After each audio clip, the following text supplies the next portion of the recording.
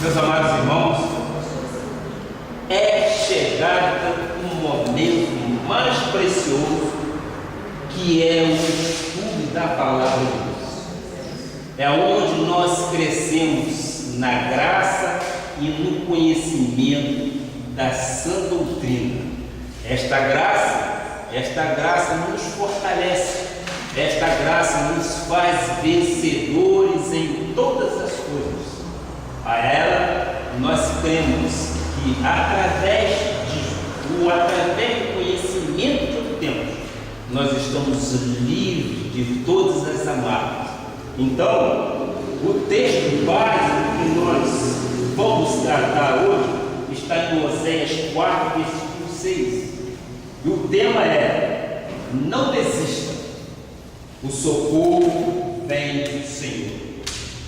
Nós presenciamos coisas que nós não gostaríamos que acontecessem, mas acontece.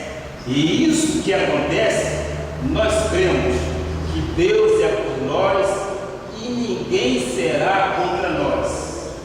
Então, nós dizemos, Oséias 4, versículo 6.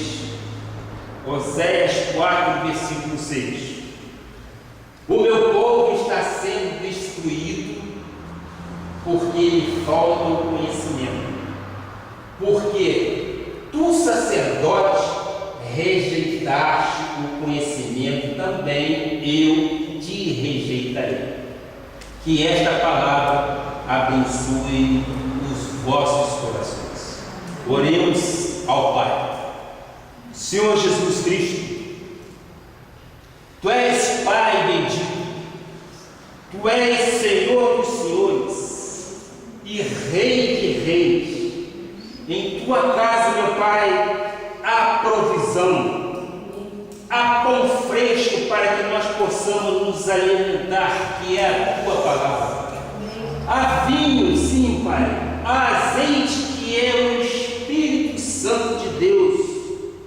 Pai, nós cremos, Pai, que é com conhecimento que nós podemos alçar exatamente etapas muito maiores em nossa vida. Ó meu Pai, que o Senhor me dê agora, que o Senhor me dê sabedoria para que eu possa transmitir ao Teu povo aquilo que Tu queres, Pai, que eu possa trazer, sim, transparência da Tua palavra para que aquele que estiver lá, perto ou atrás do computador, nos vendo, veja a glória de Deus em suas vidas, Pai. Tu és o grande pastor, Tu és o grande El Shaddai, e Tu disseste, Pai, o meu povo tem sido destruído porque falta conhecimento. E é através da graça de Deus que nós buscamos estes conhecimentos, para que haja assim libertação total, para que nós não fiquemos amarrados a tradições e nós sejamos sempre conduzidos plenamente em triunfo, em nome de Jesus, e que todo o povo amado do Senhor diga amém, amém e amém. Glória a Deus.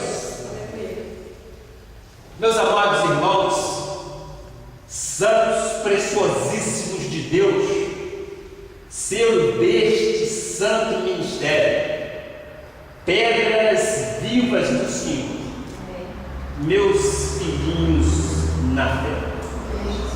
Deus é soberano, Deus é onisciente e onipresente.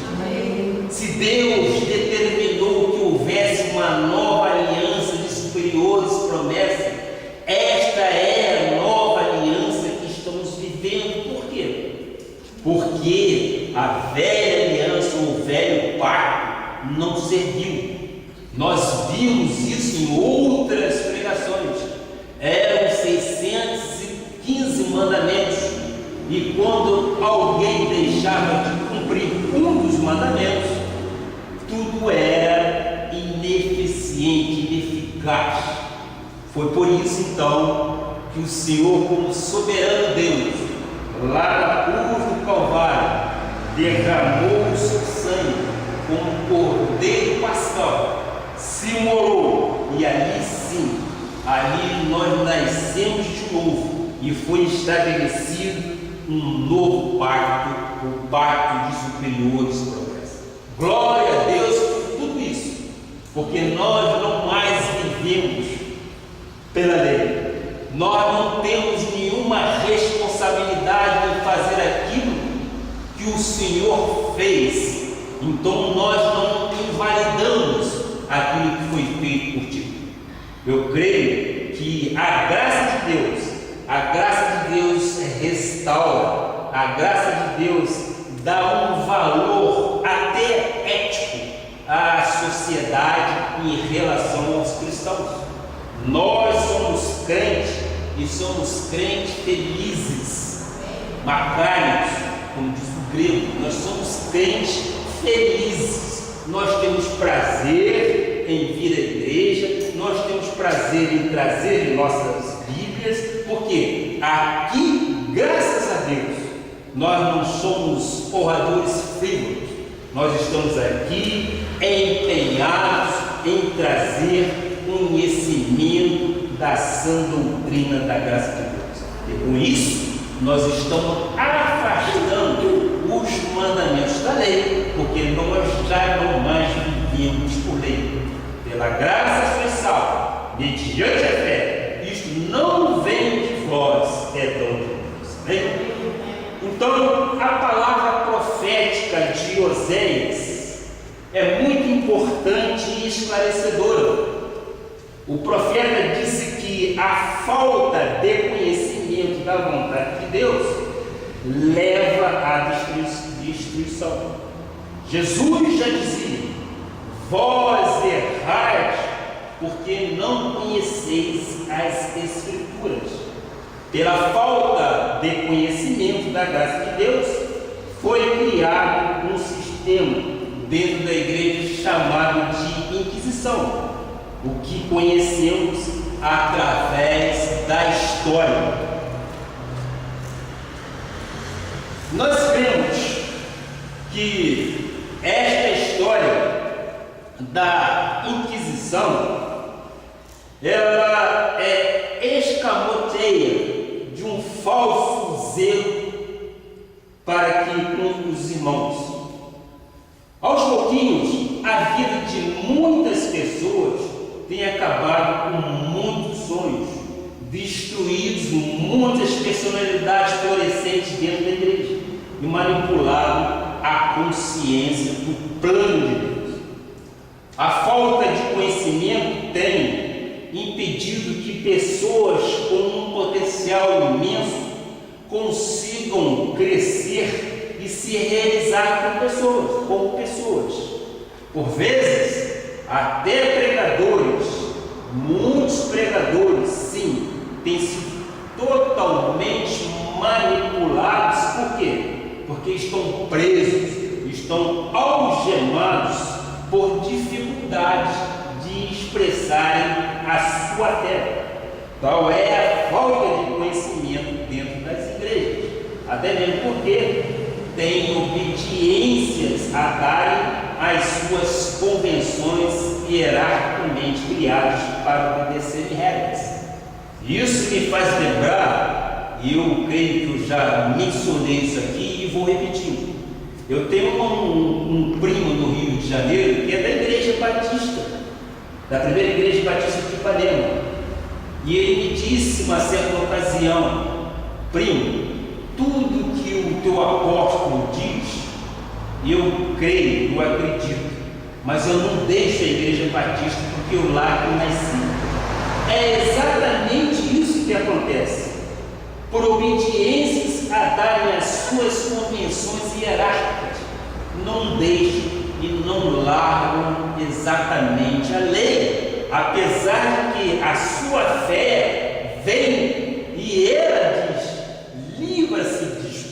E é muito bom quando a gente vê uma pessoa que tem a coragem espiritual de romper com isso tudo. Porque você rompendo, você passa a ser uma nova criatura. Eu creio que isto foi sim um sistema judaizante que gerou a Inquisição dentro da igreja de Jesus. O próprio Senhor foi traído por 3 personagens que são poderosos cerceadores de livre pensar, de livre professar até hoje. Se te recordas, exatamente o Senhor foi traído em primeiro lugar por quem? Por Judas.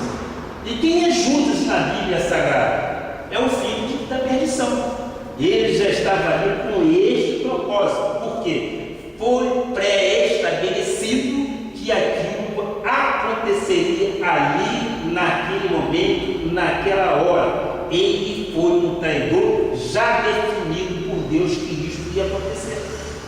Na verdade, Judas representa também o desejo e a ambição a qualquer preço. Muitas vezes, esse espírito de Judas está dentro da igreja. Quantas vezes graves delitos acontecem, seja em termos financeiros, em termos de corrupção ou até mesmo de injustiça, dentro de lugares chamados de igreja. Judas continua agindo dentro das igrejas. E por que não dizer que o espírito de Judas está aqui?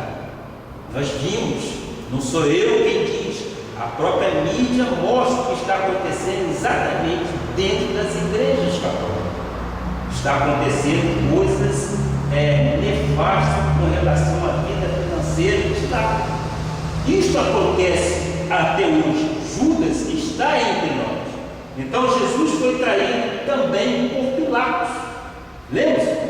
Quando este lavou as mãos perante o Sinédrio, Pilatos representa o quê? Representa o poder político com absoluto descompromisso com a verdade, que vai sempre infligindo a própria responsabilidade a outro. Julguem vocês. Aliás, nós vimos isso muito na nossa política. Nós temos que trazer coisas que já aconteceram para a nossa vida real. Acontece isso politicamente. Muitos dizem assim: julguem vocês.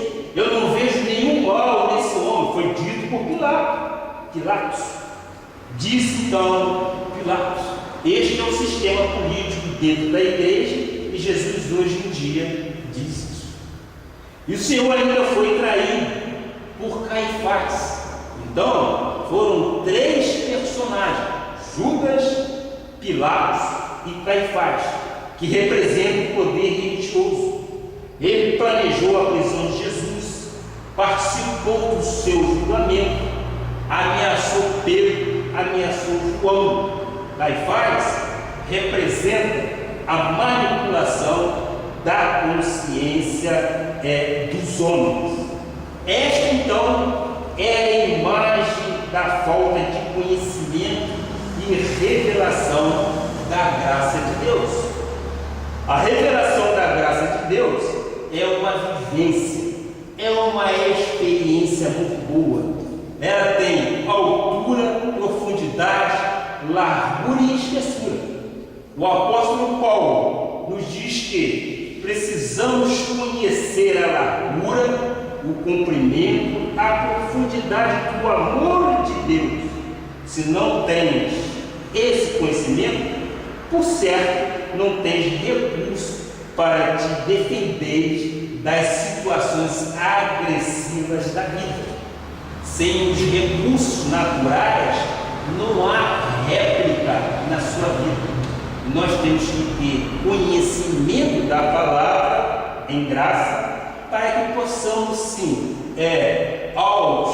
àqueles que nos interpelam, a gente possa sim dizer alguma coisa e fazer exatamente a réplica da sua pequena tese.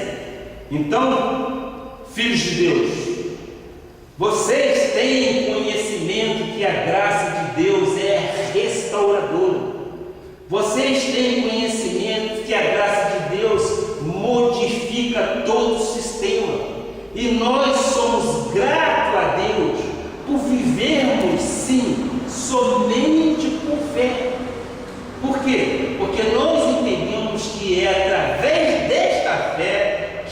ela nos alicerça, que ela nos dá força para que possamos vencer e passar os obstáculos desta vida. Adversidades eu passo, você passa, todos nós passamos. Nós estamos num mundo que, segundo a Bíblia, jaz no maligno.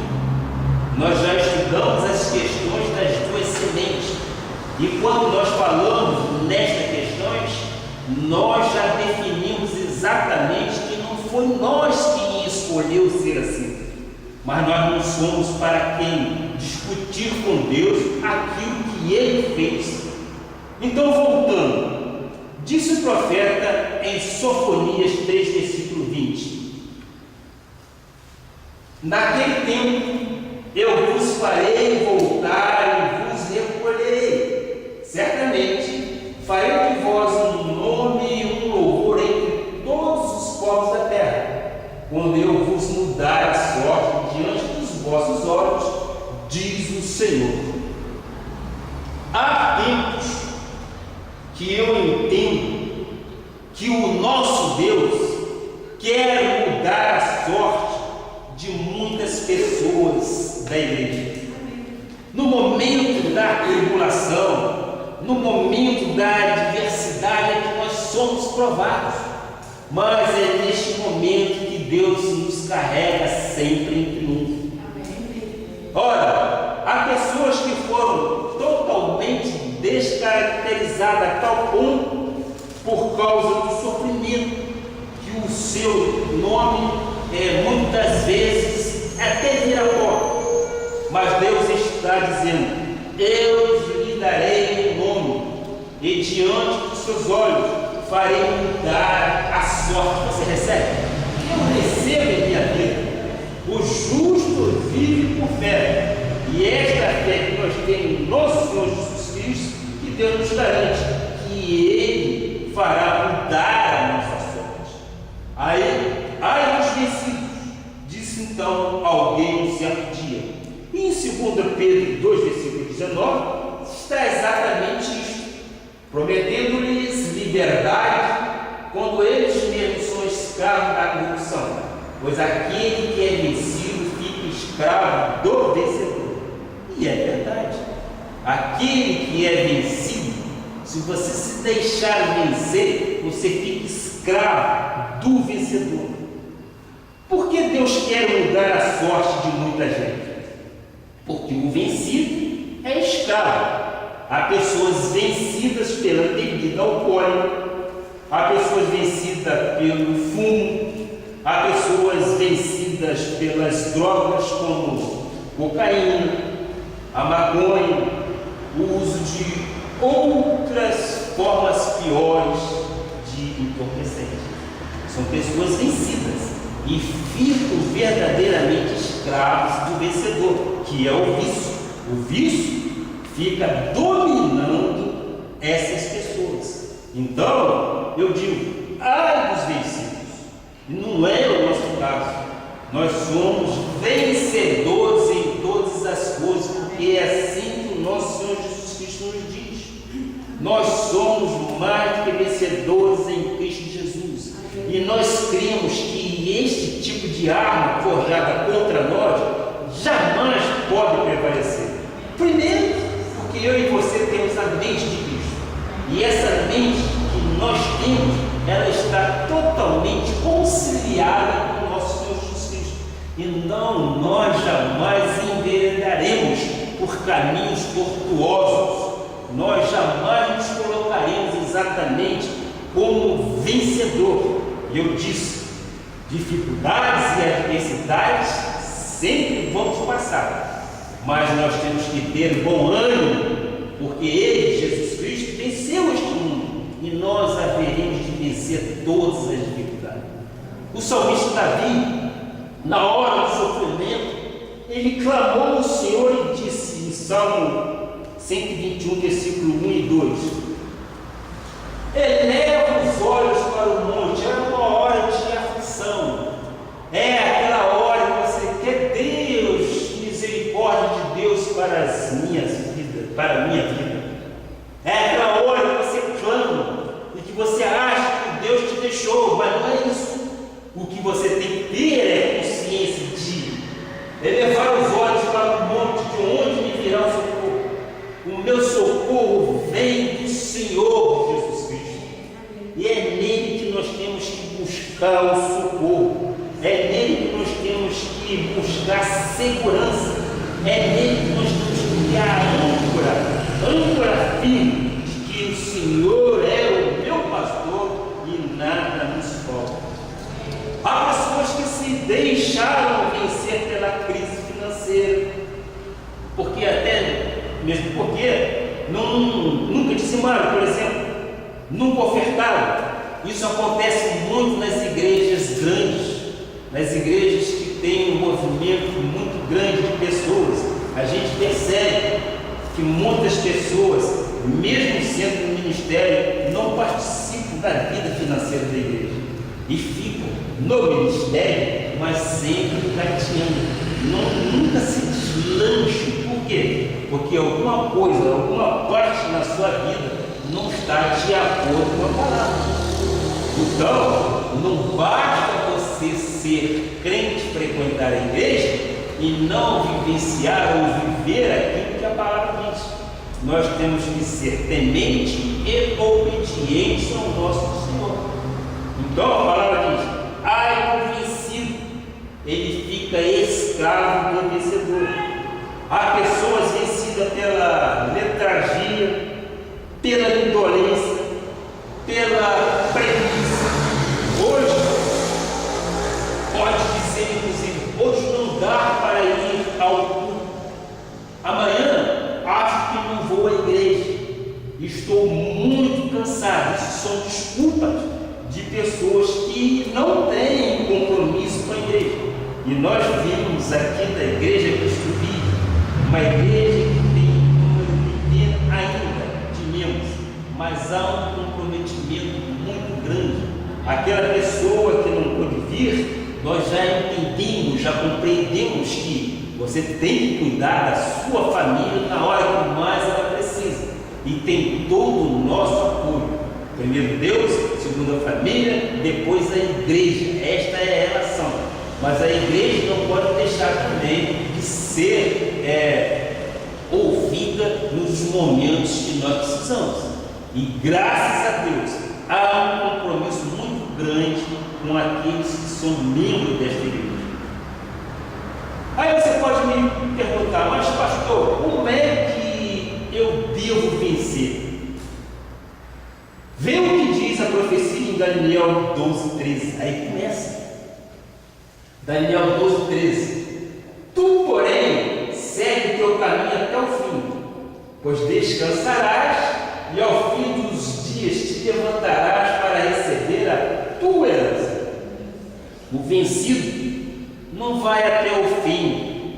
O vencedor, sim. Você, quando começa uma corrida, você tem que estar predeterminado a chegar ao fim, mas nem sempre aquele chega ao fim, porque ele já é vencido. Mas o vencedor não. O vencedor vai até o fim. Ele pode até não ganhar a maratona, mas ele tem um compromisso de ir até o fim. Então, meu amado irmão, os que vencem nunca desistem. Os que desistem nunca vencem. Deus quer reedificar a tua família, quer reconstruir os teus muros, mas tu tens que ir até o fim, amém? Glória a Deus! Nós temos uma fé que pode e nos fará conquistar grandes bênçãos. Eu tenho em meu coração, as pessoas que me conhecem um pouco mais, sabem que o ministério Cristo Vive, ele veio para cá porque foi uma determinação de Deus. Nós vimos isso a cada momento que se passou, que antecederam a minha vida ou a minha vinda aqui para Florianópolis. Nós começamos pequeno, mas nós pensamos grande. Por quê? Porque nós cremos que nós somos vencedores em todas as coisas. Se Ele começou a boa obra, Ele há de terminar. deu ao longo de 2 anos. O que? O primeiro passo foi lá em Campeche, foi numa casa pequena cedida pela irmã Ana Lúcia. Lá nós começamos. E graças a Deus, 4 ou 6 meses depois, nos foi aberta uma loja no shopping. Ficamos lá 1 ano. Mas nós não estávamos satisfeitos. Por quê? Porque nós estávamos no 8º andar, na cobertura. Era muito difícil alguém chegar, porque o shopping vivia fechado. Então não havia aí uma controvérsia. Mas graças a Deus, no momento certo, Deus nos abriu mais uma porta. E é esta porta aqui. E eu louvo a Deus por este local, que é este local que sempre esteve desenhado em minha mente. Deus nos deu um local um pouco maior do que aquele. Deus nos deu um local à beira da rua, a nível da rua, e com um estacionamento amplo. Então Ele começou a obra e Ele há de terminar isso. Eu espero, para quem me conhece, eu espero em Deus que isso acontecerá em nome de Jesus. Eu quero ainda estar numa possibilidade de uma rádio, por que não TV? Já estivemos sim, mas nós não fomos bem recebidos, porque a graça de Deus incomoda. E eu sei que ela tem um compromisso seríssimo com aqueles que usam um microfone numa rádio, mas não pregam. Eles simplesmente fazem comentários e chamam para culto chamado de libertação. E nós já fomos libertos de todos os pecados, passados, presentes e futuros, porque o nosso Cristo fez isso. E é isso que nós queremos mostrar à sociedade de Florianópolis. O Cristo ressuscitado, aquele Cristo que nos dá esperança, aquele Cristo que restaura, que Ele nos dá conhecimento. E quando eu digo que somos crente alegre, porque nós não vivemos debaixo de tradição.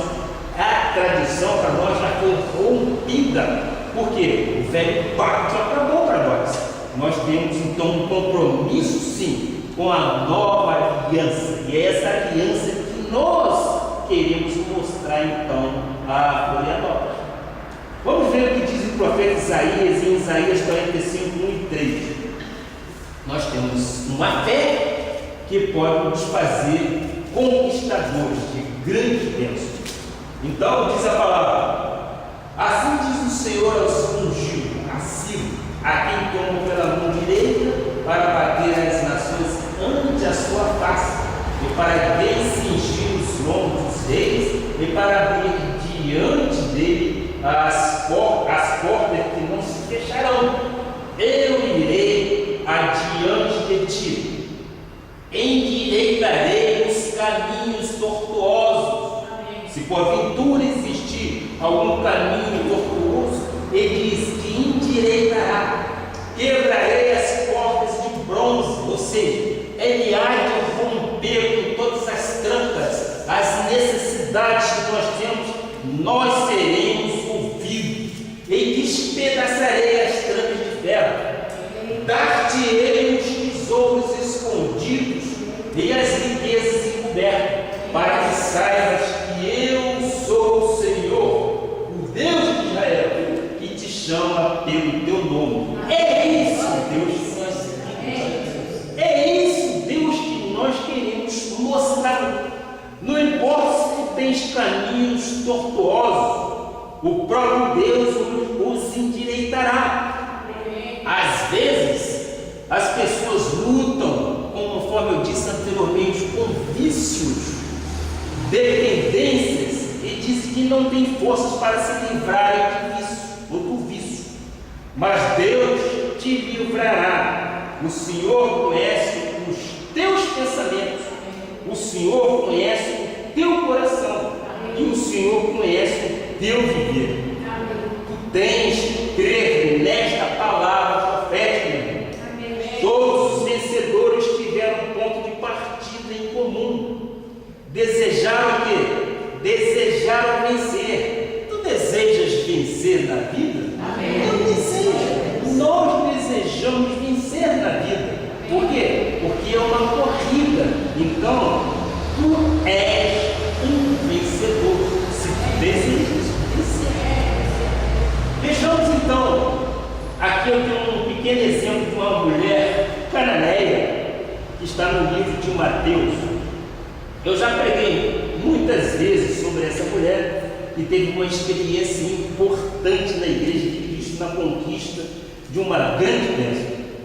Toda pessoa que quer uma grande bênção, quase sempre terá uma grande luta, ou passará por uma grande luta. Essa mulher cananeia, ela desejava vencer e a qualquer custo. Ela soube enfrentar todas as adversidades com a cabeça erguida, o coração cheio de fé, até chegar a hora da bênção completa. Ela acreditou que veria o milagre na sua vida e na vida de sua filha. Mas, até que isto acontecesse, situações ocorreram. Irmão, é preciso estar preparado para receber o milagre de uma grande bênção, para não desistir e ir até o fim. Nós vimos e estamos vendo durante semanas o que anda acontecendo com o nosso irmão Luciano, mas eu louvo a Deus de coração mesmo pelo o pouco que eu estou com ele no hospital. Vez em quando eu vou lá fazer uma visita, eu via naquele homem o resplendor de Deus.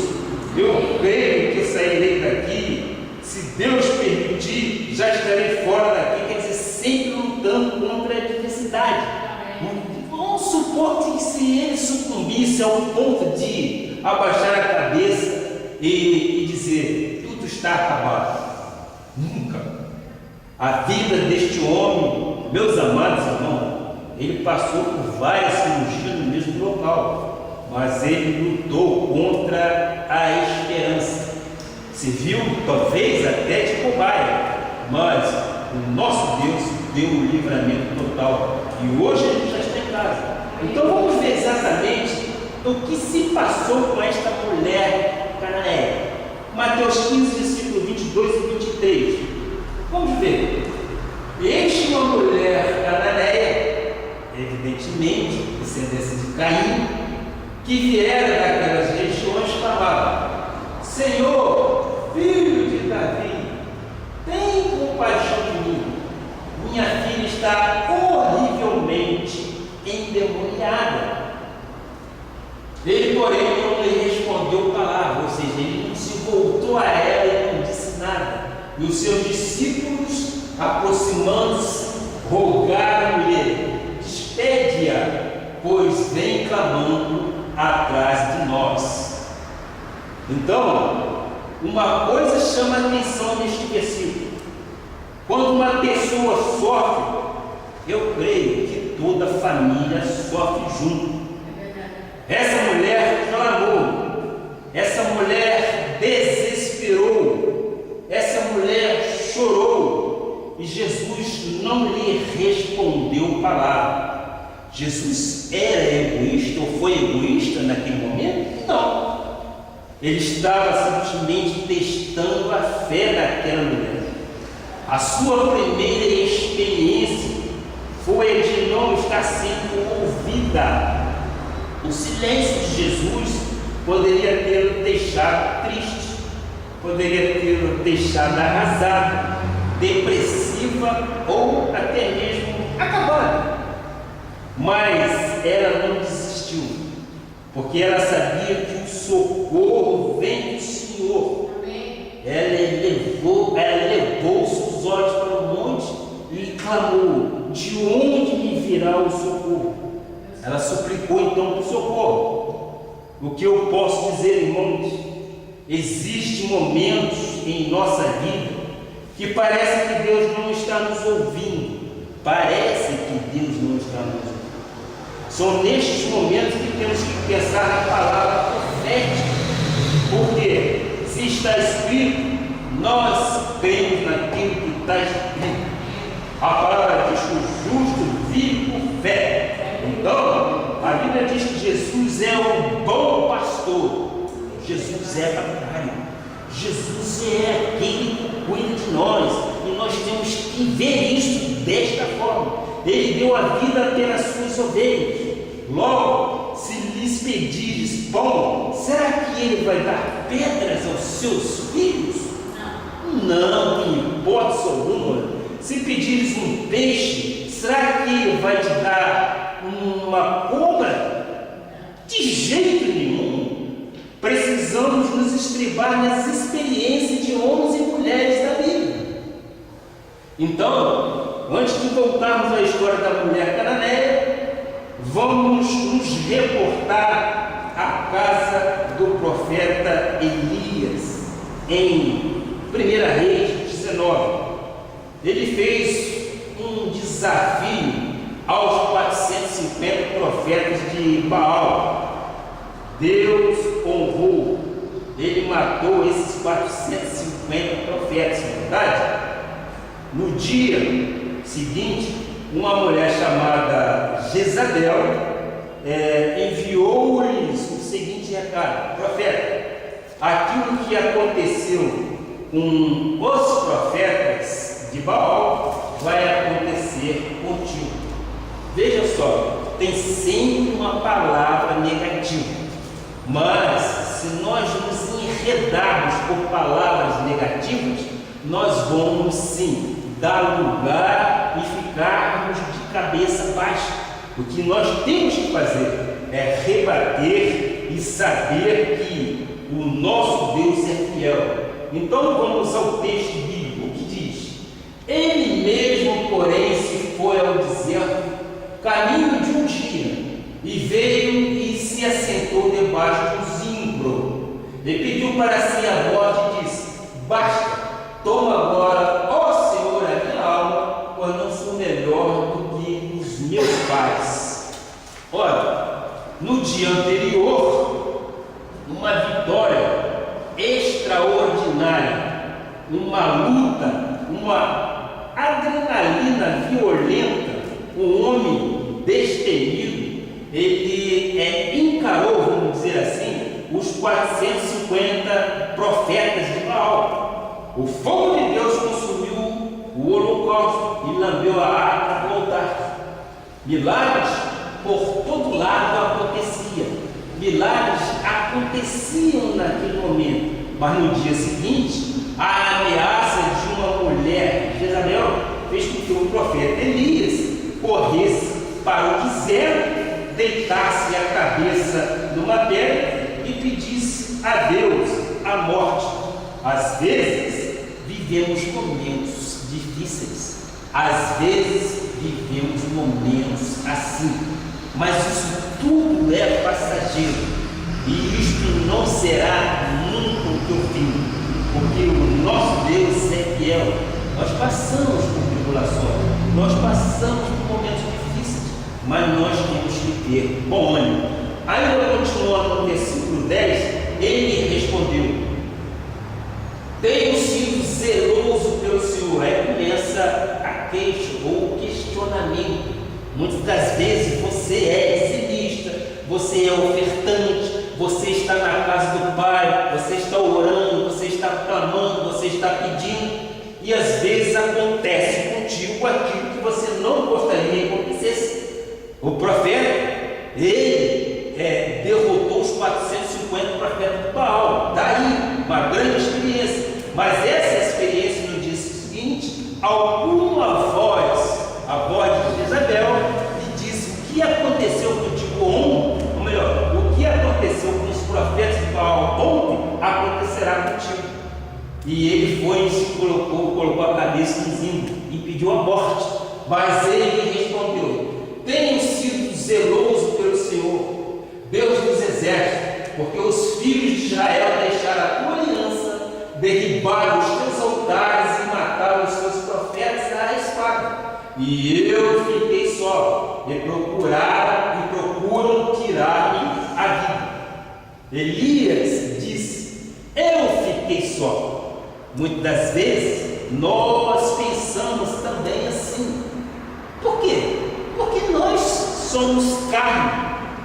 Nós somos fracos na carne, mas o Espírito tem que estar muito mais forte. No momento da tribulação, nós temos que nos apegar com quem? Nos apegar exatamente com as promessas de Deus. Então, Elias disse: eu fiquei só e procuro tirar minha vida. Vê o quanto esse homem desceu emocionalmente, quantos dramas ele estava vivendo naquele momento.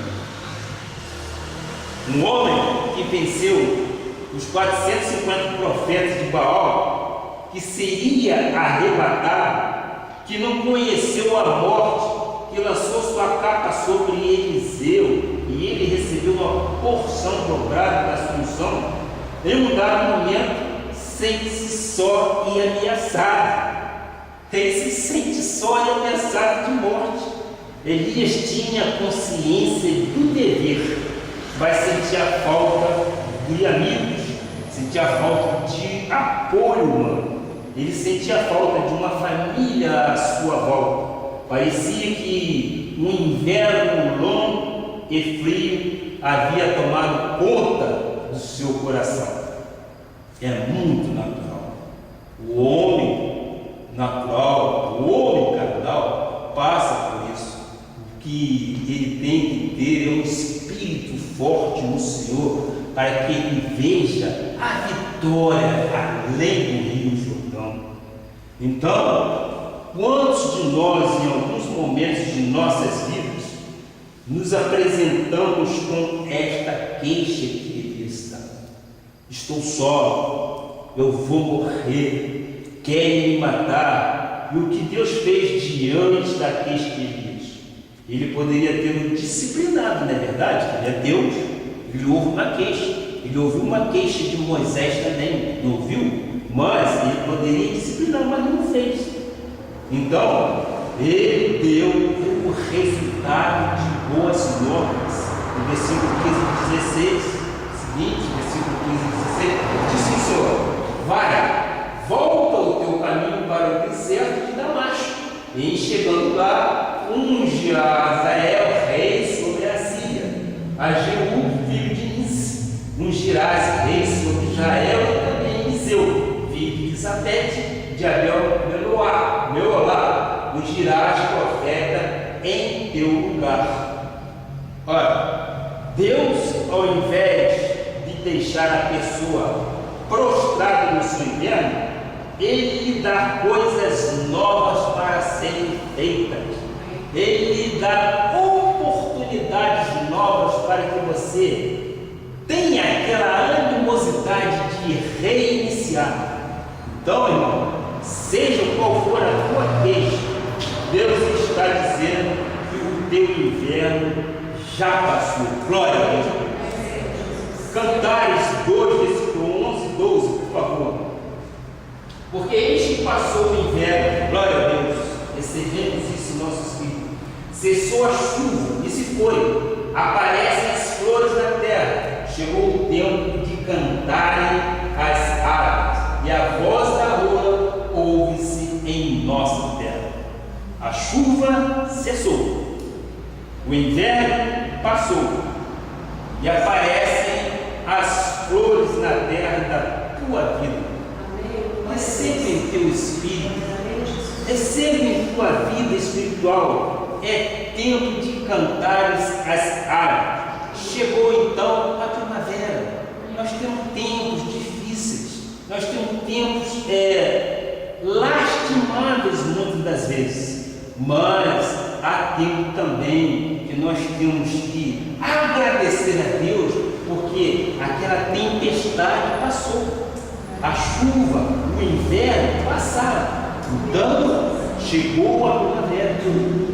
Vamos agora voltar então à história da mulher cananeia.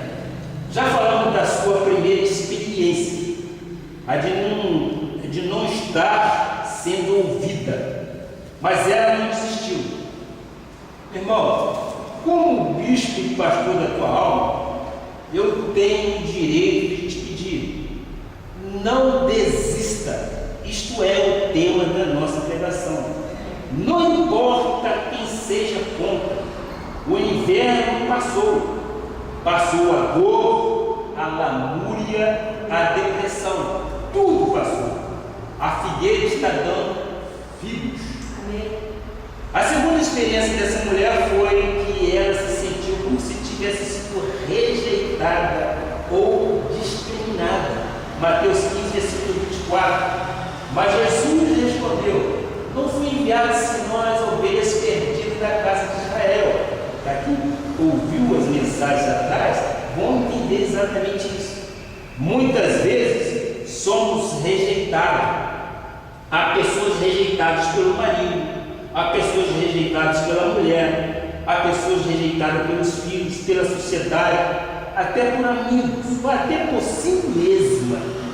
Ela se auto-rejeita, pensando: não gostam de mim, não me amam mais, maldito dia que nascimos. Às vezes a pessoa pensa até assim. E o pior, há pessoas que pensam que até que Deus as rejeitou.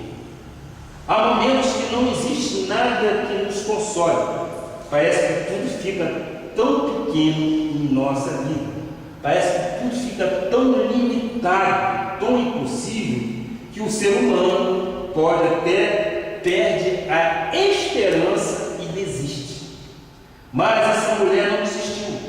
E tu não vais desistir, porque há uma profecia em Miqueias 7 e 11 que diz: no dia da reedificação dos teus muros, nesse dia serão os teus limites removidos para muito mais longe. Glória a Deus.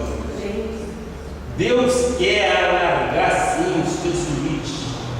Deus não nos rejeita nunca. Ele mesmo disse: se tua mãe e o teu pai te abandonarem, eu nunca te abandonarei. Davi disse: eu nunca vi um justo desamparado, meu irmão. Eu creio nessas palavras. Os teus limites serão sim removidos para mais longe. O nosso Deus não é um Deus limitado. Ele pode mais do que pedimos ou que pensamos. Por quê? Porque o poder dele opera em nós. Essa mulher acreditou e a sua filha ficou curada. Ela possuía, digamos, fibra ao ponto de não desistir, apesar de ser ela uma mulher cananeia. Cananeia é descendente de Caim. Mesmo sentindo aquele momento de rejeição, ela nunca desistiu. Então, eu chego à terceira experiência dessa mulher cananeia, que foi o sentimento de humilhação. Ela se sentiu naquele momento humilhada. Disse então em Mateus 15, 26, por favor. Então ele respondendo disse: não é bom tomar o pão dos filhos e lançá-lo aos cachorrinhos. Como ela não era da semente da salvação, Jesus respondeu que estava nos profetas: não é bom tomar o pão dos filhos e lançá-lo aos cachorrinhos.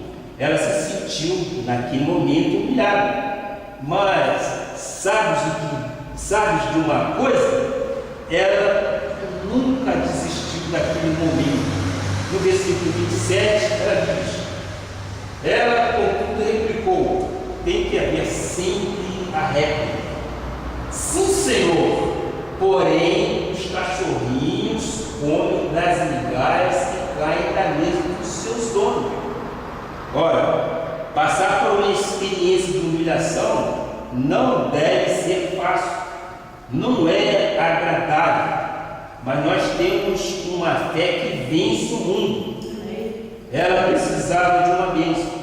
Sua filha corria risco de morte e ela pensou: se eu atentar para o fato de que não fui ouvida em primeiro lugar, de que eu fui rejeitado em segundo lugar e de que eu estou passando por humilhação, não vou conseguir nada. Ela não olhou as dificuldades, ela não olhou os sofrimentos que passavam. ela apenas vislumbrou a vitória. Que certeza, né? Que fantástico! Que classe de fé tinha essa mulher? Que força interior ela conseguiu ver além da crise? Ela quebrou, inclusive, todos os obstáculos, rompeu todas as cadeias, porque ela não estava vendo o problema, mas ela estava vendo simplesmente a solução. Ela simplesmente não aceitou a derrota.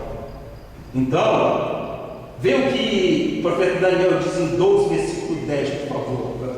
Isso. Muitos serão glorificados, embranquecidos e provados, mas os perversos procederão perversamente, e nenhum deles entenderá, mas os sábios entenderão. Aqui está o exemplo. Essa mulher, na minha concepção, era uma mulher sábia. Apesar de ela ser cananeia, ela não desistiu. O próprio Deus diz que até a terceira ou quarta geração vão exatamente aquilo que se persegue. Mas nós cremos que ela não desistiu porque ela sabia que Deus poderia agir na vida dela. Então, mesmo diante das circunstâncias adversas, ela não permitiu que o mal vencesse o bem. Ela sabia que só Jesus era a solução. Veja agora o que diz em Mateus 15, 28. Por favor, Mateus 15, 28. Então lhe disse Jesus: ó mulher, ela reclamou, ela contestou, ela brigou, ela foi humilhada, ela foi contrariada nos seus desejos, mas ela jamais contestou o poder de Deus na vida.